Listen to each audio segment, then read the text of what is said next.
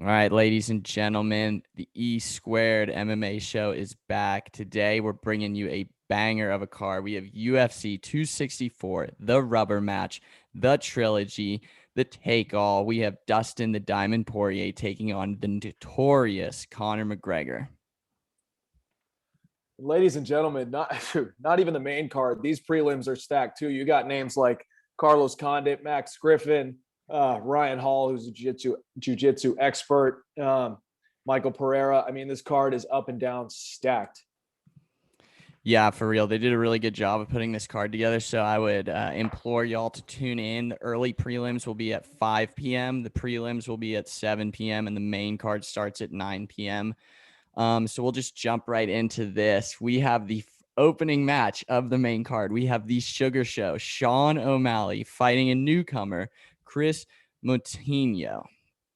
And this is Sean's finally here, right? He's on the main card of arguably the biggest card that the UFC's seen this year and might break the box office hits overall, records left and right. But you got Sean O'Malley, right? Bantamweight. He's not top 15 yet, but he's on his way. He's a minus 800, and there's a good reason behind it. This guy, Chris Moutinho, he's 9-4. This is his first UFC fight ever. He signed this fight 10 days ago, and stepping in on this UFC 264 card, the lights are going to be shining pretty bright for Moutinho. Yeah, I didn't really do much research on this. I think Laro is probably going to say the same thing. If there's one lock on the card, it's going to be Sean O'Malley. And to even get those odds down, I'd take Sean O'Malley by knockout. I mean, like Laro just said, this is Chris Moutinho's first fight in the UFC, and it's not like the UFC brought him in as some huge draw. He's 9-4, so he has 4 losses outside the UFC, and he's fighting Sean O'Malley, who is probably, besides Conor McGregor, probably Dana White's favorite up-and-comer. Dana definitely is, I would say, coddling him just because there were a lot of big names that wanted to step in the bantamweight division to fight him that were ranked, but they didn't. So I think there's not much to say on this. I think the odds are so high. I think if you're going to make a parlay with multiple fighters, I think you should put Sean O'Malley as your cornerstone. I just think this is an automatic lock. What do you think? Anything else? I think it's an automatic lock in. Some things behind it, right? Sean's 13-1. He's 4-1 in the UFC. He's 5'11". He's got a 4-inch height advantage and a 5-inch reach advantage. So he's a big bantamweight. And the only knack that anyone has on his game is his jiu-jitsu or his ground defense. But even in the Thomas Almeida fight most recently, he showed great takedown defense. You know, he's a dynamic striker with pinpoint accuracy with that switch stance. 6.31 strikes landed per minute with 60% accuracy. Moutinho's definitely going to have his hands full for a UFC debut. Yeah, and if you even want to get crazier, I would say maybe do a first-round knockout. The question I do want to pose with you, Laro, is in an interview yesterday, Sean O'Malley said he already has the name that he has in mind that he's going to call out, and he thinks the UFC is going to give it to him. So out of the band, and it's going to be top 15 is what he said. So I think out of the bantamweight, I'm going to name some names and see. I want to see what you decide. So Kyler Phillips is 15, Cody Stamen's 14. Cheeto beat his ass at 13, but the name I was looking at, because I know he calls his ass out all the time, is Dominic Cruz at 9. Could you see him calling out Dominic Cruz? Yeah, I don't see why not. Why not draw into that attention the star-studded status that he's looking for with bringing in a Hall of Famer name like Dominic Cruz, all right? Another guy, he's crafty with the footwork. He's got unorthodox striking. I think that could be a barn burner of a fight as well. Yeah, and especially like how you started it off, this is going to be probably the biggest pay-per-view fight of the whole year. So there's going to be the most eyes tuning into this fight. And I guarantee, actually, I know for a fact, Dominic Cruz is going to be on the commentary team, not like the play-by-play. It's Joe Rogan and Cormier on that, but it's Dominic Cruz and Bisping up in the studio with fucking Stephen A. Smith. So Lord only knows how that's going to go. Tune into that because Joe Rogan's probably going to shit his pants when Stephen A gets going. Joe Rogan's going to choke him out. Are there betting odds on that just yet? Maybe midway through the main card. Anytime he opens his mouth, Rogan just clearly wants to fuck him up, and I don't blame him. Yeah, he has some very hot takes, some very, very, not even hot takes, just very interesting takes. So moving on, that was in the men's bantamweight. Right after that, we have in the women's bantamweight, number 4, Irene Aldana taking on number 5, Yana Kunitskaya. All right, let's this is a not even crossroads because these girls are not relatively unknown. You know, if you're one of the diehards, you know who both these women are, right? I think it's ranked number 4 versus number 5. So regardless, this outcome might prove to be maybe another one number 1 contender spot in this bantamweight division. But Kunitskaya, she's 14-5. She's 4-1 in the UFC. She's a plus 100 underdog. She's 5'6". So Aldana's a little bit taller. She's mainly won by unanimous decision, but she's been in some wars as well. The only knock on Aldana that I have right now, based on the weigh-ins today, she missed weight by almost 5 pounds, which is ridiculous for women, you know, in general, because they're smaller and they're usually more able to contain their weight. But right off the bat, that's like 20 to 30% of her purse, win or loss, is going to Lana. Yeah, and this is in the bantamweight division, which is 135 pounds. It's the second big. They have a 145-pound division for the women's, but they don't even have a ranking up because Amanda Nunes owns that. Let's not get it twisted. Amanda Nunes is the champ in this bantamweight division as well. So it's not like I see either of these women even giving her a chance in a competition I see right now. Nunes is, I forget who she's fighting actually, but she's defending the bantamweight belt in August, I believe, against someone. Juliana Pena, I believe. That's who it is, Juliana Pena, who's ranked 6th. So yeah, we could honestly see this could be a title challenge eliminator fight. We do have Jermaine Duranamine at 1, who had an excellent performance last time. With that being said, though, I rewatched Yana Kunitskaya's last fight, and she went against Caitlin Vieira, who's an excellent jiu-jitsu specialist, basically really likes to get in your face. And she did a really good job in the clinch. She held her own, too, on the ground, which was impressive, and she landed some nasty elbows. But her whole game is basically the Taekwondo stance. She's going to have the sideways. She likes the head kicks, the 1-2s. Same with Irene Aldana. The number I want to point out is her significant strikes at 5.52 and how tall she is for this division. So she brings that like Nate Diaz, Nick Diaz, Max Holloway of just volume. She's going to let you have it with the hands and just try to wear you out.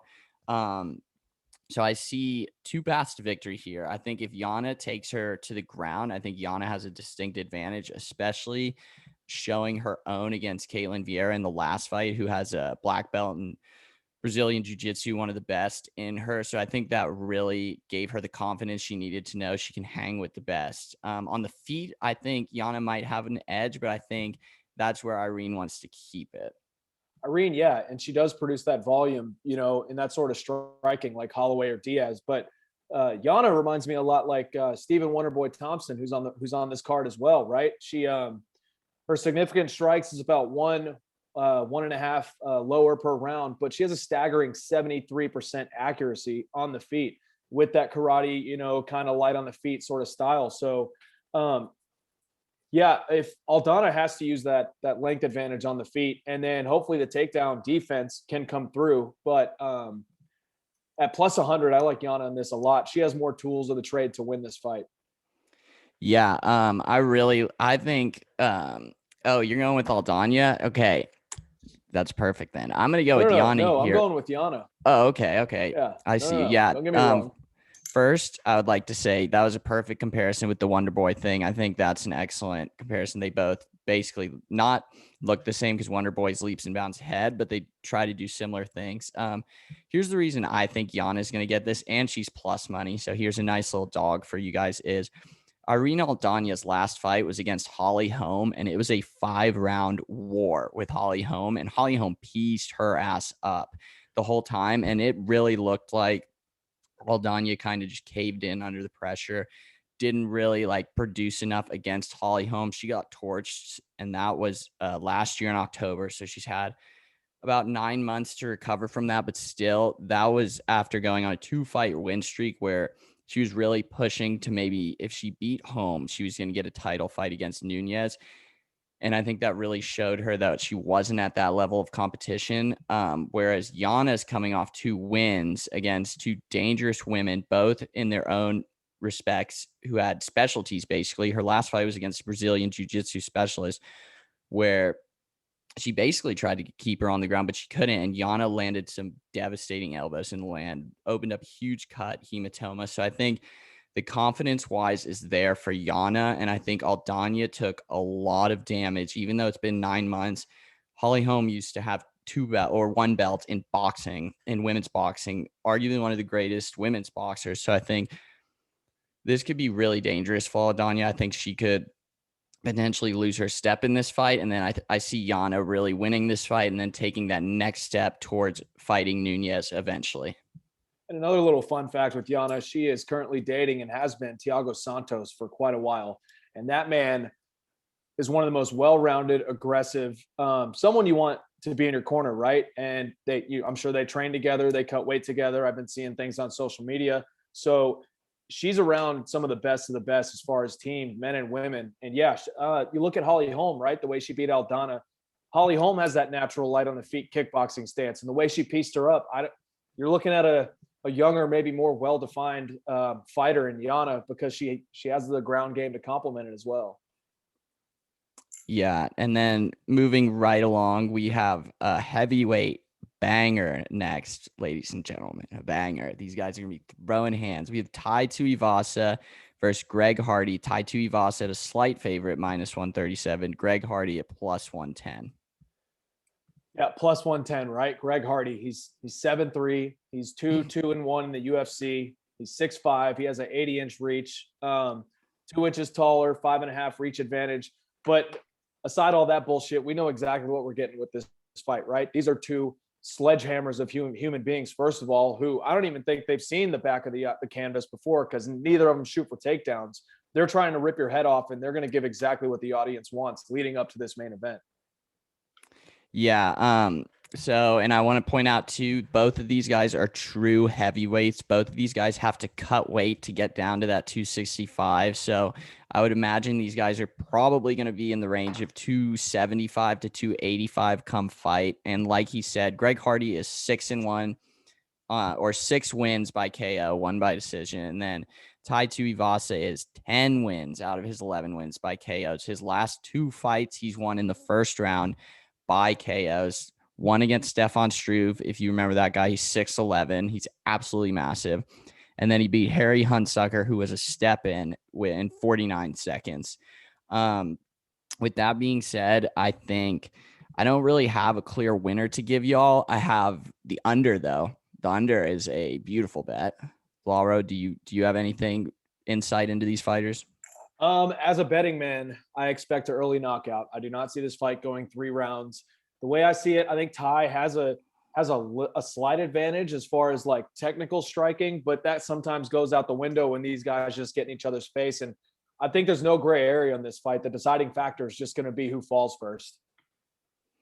Yeah, it really is. Both these guys are not known for the cardio in the heavyweight division.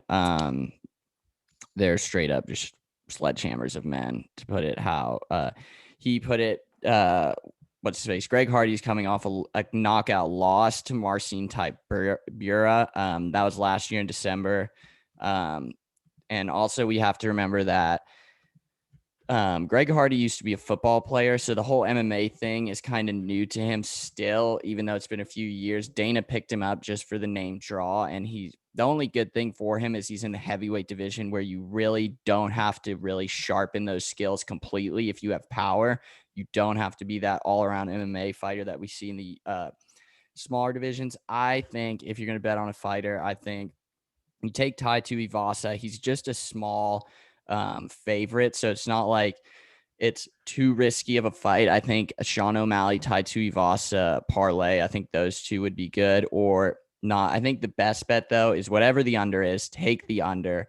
Tai Tuivasa loves first round knockouts. Greg Hardy has been knocked out. He's knocked out people as well. And that's how I look at this fight. I wouldn't overanalyze it in any way. It's 2 heavyweight sledgehammers who are going to go in there, not throw many kicks. It's all going to be punches straight to the dome, and then someone's going to get knocked out.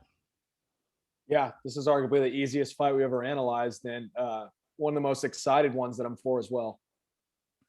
All right, let's get into the last 2 fights. The real interesting thing. We have, first off, I would like to make an announcement.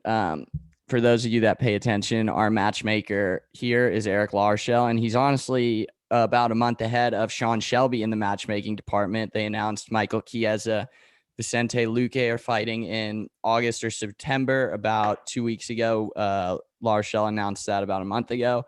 So just know we do bring the future matchups. And speaking of future matchups, this welterweight bout coming up has huge title fight implications. We have Gilbert Burns at plus 125. He's number 2 versus Steven Wonderboy Thompson, who's the favorite at minus 155, ranked number 4. And minus 155 is fairly so, right? The way we've seen Burns, aside from the Usman fight, he's been on a complete tear. But the thing about Stephen Thompson, he's one of the most unique guys in the UFC, right? He's 16-4-1. He's 11-4 in the UFC. He's hanged with the best before. He's 38 years old, but then again, Burns is 34, so it's not that big of a discrepancy.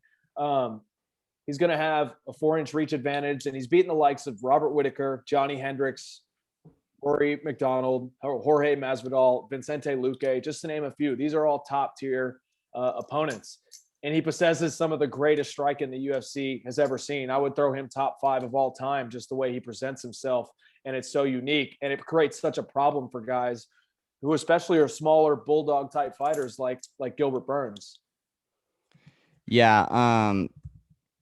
Gilbert Burns is first known. He was first known for his jiu-jitsu. He's an absolute jiu-jitsu specialist. He's worked on his striking. The only thing is, I was listening to a interview that Jorge Masvidal did, and he analyzed this fight. And for those of you that probably aren't going to go listen to that, Masvidal picked Wonderboy Thompson, and his reasoning was that Gilbert Burns has not faced the same level of competition that he has, besides Damian Maia, Tyron Woodley, who we could say is arguably at the end of his career. He's about to box Jake Paul. And then he kind of got lost in the headlights against Usman, whereas Wonderboy came in here as a striker. He has fought. He beat Jeff Neal. He beat Vicente Luque, lost Anthony Pettis, lost to Darren Till, beat Jorge Masvidal, fought Tyron Woodley Tice, fought Rory McDonald back in the day, fought Robert Whittaker back in the day. He's fought the who's who of this division, and Masvidal's reasoning, which I completely agree with. I think Wonderboy is going to get this done only because Wonderboy presents such a weird challenge on the feet that it's going to be hard for Burns to even get close to initiate that takedown. And I just don't see Burns having the skill set on the feet necessary to compete with Wonderboy. I agree 100%. And I felt Thompson was a little slighted at minus 155. I get to see the stylistic matchup. And like you said, the big names that Gilbert Burns has beat, Woodley and Damian Maia, who's also at the tail end of his career. I was surprised he didn't retire after his last fight with Bilal Muhammad. And then when the lights got big, right, he found Usman and put it on in the first round. But I don't know if he got tired or just outclassed. And I'm going to go with outclassed. And I think that's some of the things that Stephen Thompson's going to – he's even harder to hit than Usman is. He's basically one of the most elusive guys in the UFC, along with someone like Dominic Cruz or something like that. And people sleep on Stephen Thompson's takedown defense too. He's hard enough to get in punching range, but the way he creates his angles, it's even harder to get in for a takedown. So the odds are just stacking up against Burns the more we dig into this. Yeah, he's I'm trying to find it. He's never been submitted in his career. Thompson. He's only been knocked out once, and that was against Anthony Pettis. But Wonderboy Thompson really struggles with he struggled with Woodley's wrestling, but that's a different challenge than what Burns would bring. But the only people that really have been able to do something about Wonderboy is people that can stand and also are very creative on their feet because of that just really weird karate sideways stance and all the switching and all the high kicks and how you can disguise the kicks really. And I mean, Burns' path to victory here is going to be, he's going to have to get in close, avoid all the shots and take him down somehow and then keep him down. And I know for a fact, Wonderboy's been working on his takedown defense. The only big thing that I could see is Wonderboy has been talking kind of like he's looking past this a little bit. He feels he's been shaded because he's the last person in the top 5 that hasn't fought for the title. So he really feels that if he gets this win, he's going to fight for the title next. Yeah. And if it wasn't for the most stacked, 1, 2, 3 future lineups that have already provided contenders for Usman, I would agree that Wonder Boy's right there. I think if he beats Burns here, whoever's up next, I can't remember. It was either going to be Colby or Edwards is up there too. Edwards, exactly. Those are top two guys in line. And I mean, Thompson's going to have to put on a dynamic performance, I think, if he wants to put his name at the head of the heap. Edwards arguably did it too with Nate Diaz not too long ago. But the way Diaz came back, if Edwards would have finished that fight, which is hard enough to do, as we know, Faraz Sahabi said it best, I believe. He was like, Nate Diaz would win 99% of all the UFC fights he's ever been in if there wasn't a fucking time limit. And God knows that's the truth, the way he had Edwards hurt late in that 5th round. But it's no slight to Stephen Thompson once again. Like he's in line for 3 other guys that have already been a step ahead on the record books and how the rankings just play out. I mean, whoever the matchmaker is right now has his hands full with this welterweight division. Yeah, I saw someone on Twitter. They said Diaz doesn't lose fights; he just runs out of time. That's basically how it goes. So yeah, I think we both agree with Stephen Thompson.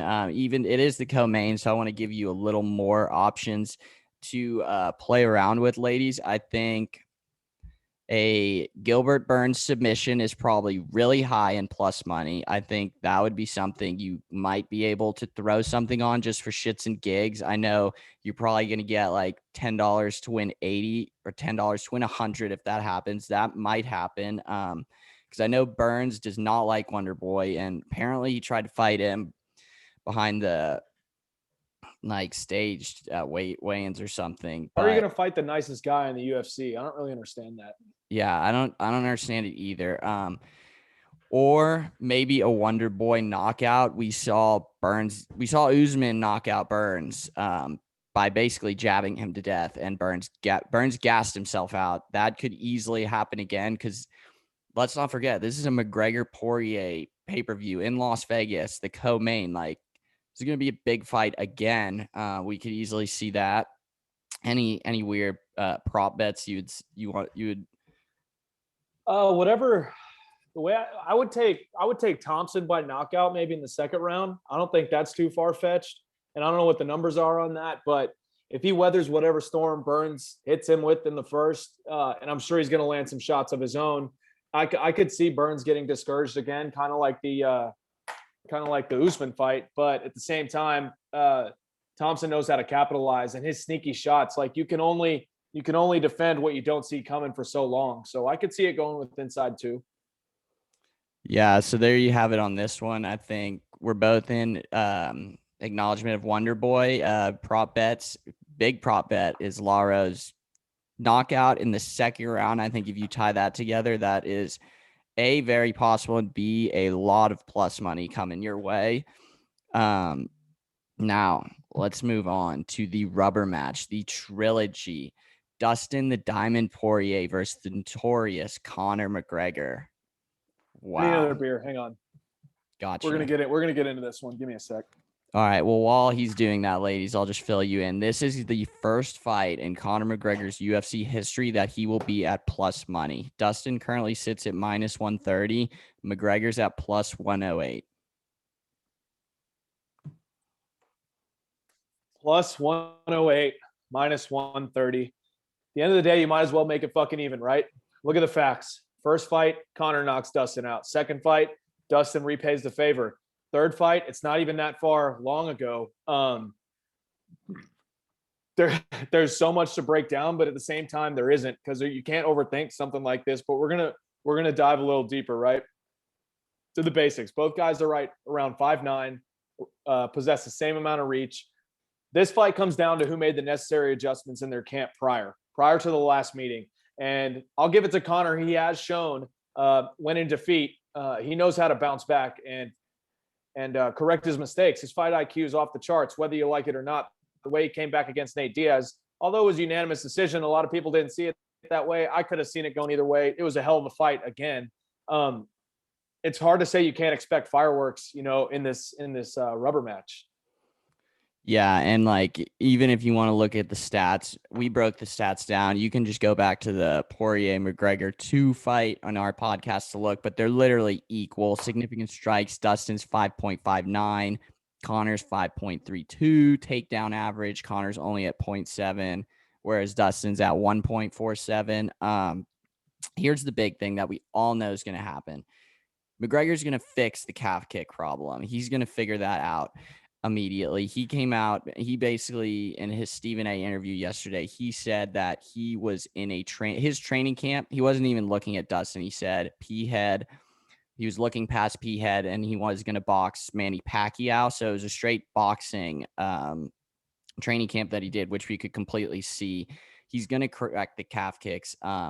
And like Laro said, I want you guys to realize that McGregor is probably the best or one of the best in correcting his mistakes. We saw that in the Nate Diaz fight. Nate submitted him in the second round immediately. Next fight, barn burner of a 5-rounder, one of the best fights of all time. He fixed that. So the question for Dustin, no, actually, this is more of a question for McGregor is I think the takedown defense is going to be critical for McGregor. Dustin's already spoke on this. He knows Conor McGregor is going to figure out how to check a leg kick, check a calf kick. He already said his fight IQ is high enough where he can figure that out. But the question is, Laura, do you think McGregor is going to be able to stop the takedowns? Because we know McGregor does not like the ground. I don't. At the end of the day, he's trying to fix two birds with one stone, right? He's got to correct the calf kick and he's got to look out for the takedown defense.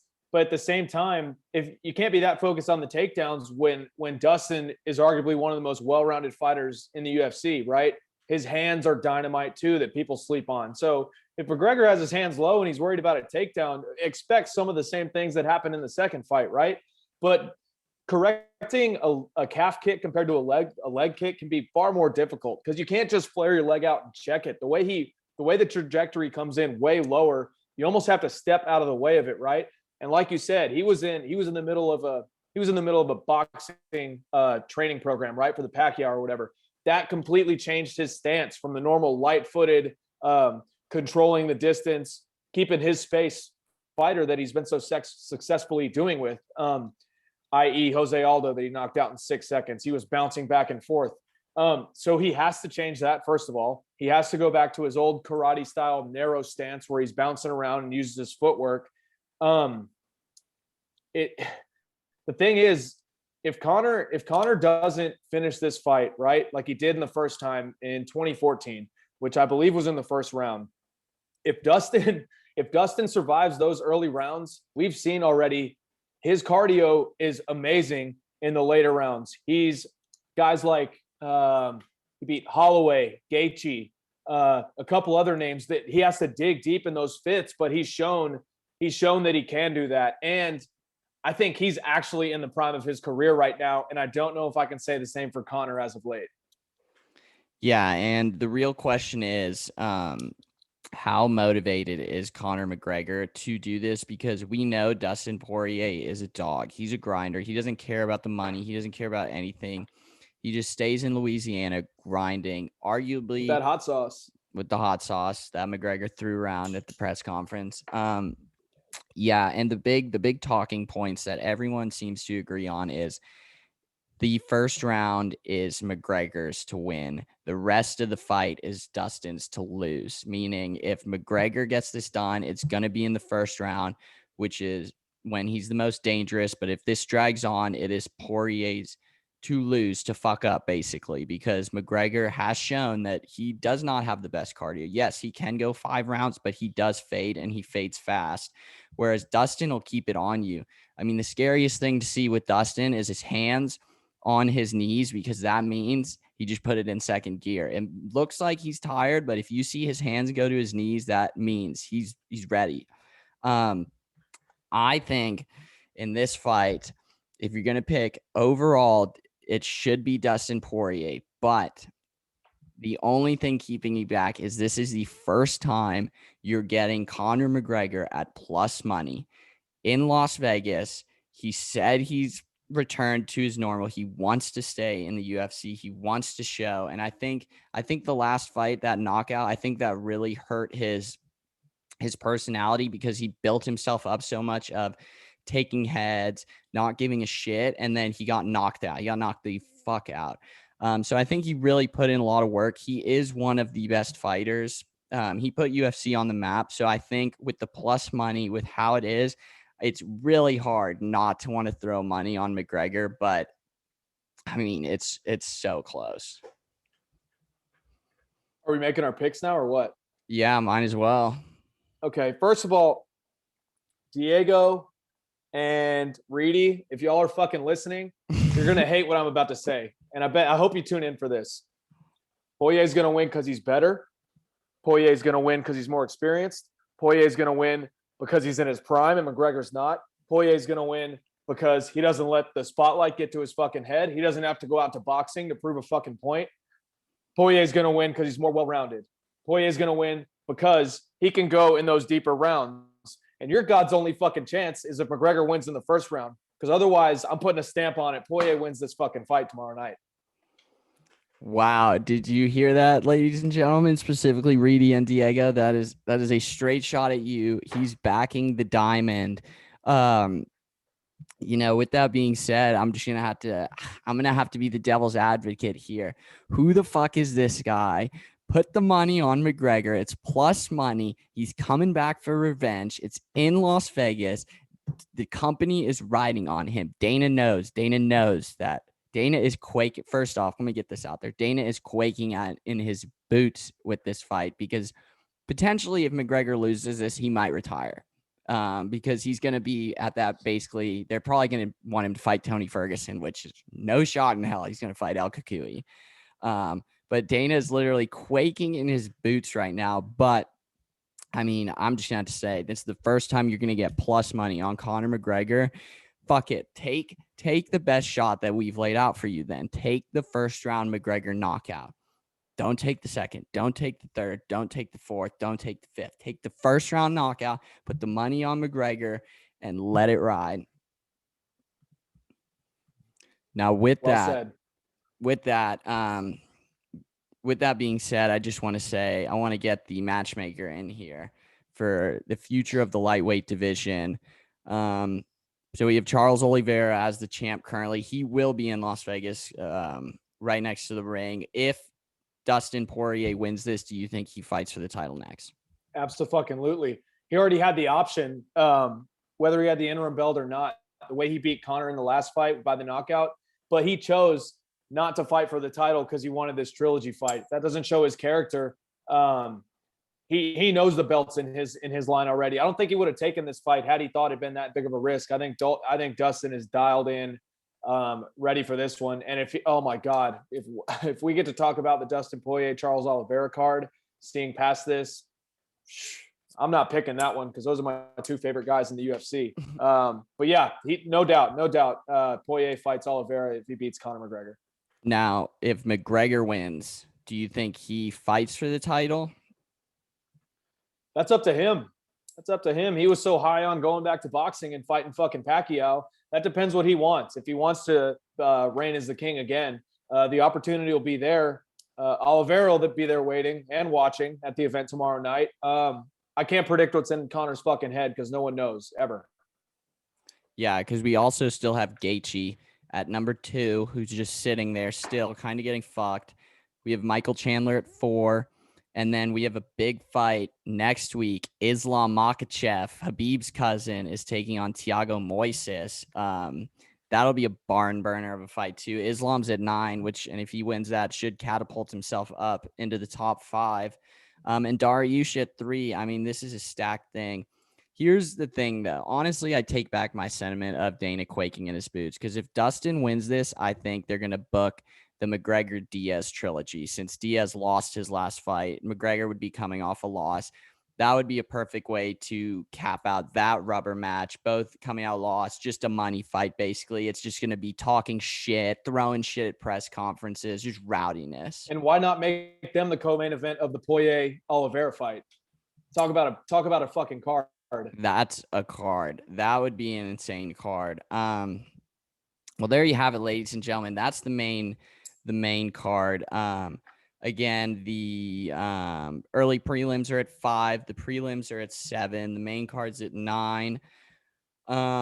You're not going to want to miss this whole, if you're a diehard UFC fan, you're not going to want to miss the whole card. I mean, there are excellent fights throughout, especially the main card and especially the main event. We're going to get to see, how's it going to go down? You heard our takes. It's a hard one to say. We don't know what McGregor's going to look like. We kind of know what Poirier is going to look like, but what McGregor shows up, Laro, any parting words for the fans? I don't think Evan and I have been more excited about a card. I don't know if you can tell in our passion the way we're talking about these fighters. But if you don't tune in, I don't know what the fuck you're doing. If you're blackout, but probably like both of us, we're still watching that fight. So tune in. All right. See you, ladies.